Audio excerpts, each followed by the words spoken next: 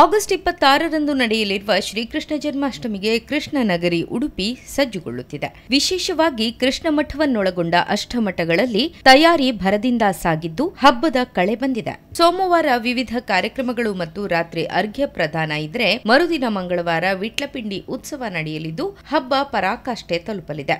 ಈ ಪ್ರಯುಕ್ತ ಕೃಷ್ಣಮಠದಲ್ಲಿ ಭಕ್ತರಿಗಾಗಿ ವಿತರಿಸಲು ಸಾವಿರಾರು ಚಕ್ಕುಲಿ ಉಂಡೆ ಪ್ರಸಾದ ತಯಾರಿಸಲಾಗುತ್ತಿದೆ.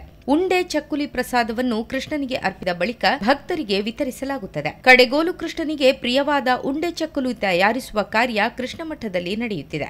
ಈ ಬಾರಿ ಪರ್ಯಾಯ ಪುತ್ತಿಗೆ ಶ್ರೀಗಳು ಲಡ್ಡು ಪ್ರಿಯ ಕೃಷ್ಣನಿಗಾಗಿ 108 ಬಗೆಯ ಲಡ್ಡುಗಳನ್ನು ತಯಾರಿಸುತ್ತಿರುವುದು ವಿಶೇಷ. ಎಲ್ಲಾ ಬಗೆಯ ಹಣ್ಣು, ತರಕಾರಿ, ಡ್ರೈ ಫ್ರೂಟ್ ಮತ್ತು ಧಾನ್ಯಗಳಿಂದ ಬಗೆ ಬಗೆಯ ಲಡ್ಡು ಕೃಷ್ಣನಿಗಾಗಿ ತಯಾರಾಗುತ್ತಿದೆ. ಇದನ್ನು ಕೃಷ್ಣನಿಗೆ ಅರ್ಪಿಸಿದ ಬಳಿಕ ಭಕ್ತರಿಗೆ ಹಂಚಲಾಗುತ್ತದೆ. ಸಾಮಾನ್ಯವಾಗಿ ಪ್ರತಿ ವರ್ಷ ಉಂಡೆ ಚಕ್ಕುಲಿ ತಯಾರಿ ನಡೆಯುತ್ತದೆಯಾದರೂ 108 ಬಗೆಯ ಉಂಡೆ ತಯಾರಿ ಇದೇ ಮೊದಲು ಎನ್ನುತ್ತಾರೆ ಬಾಣಸಿಗರು.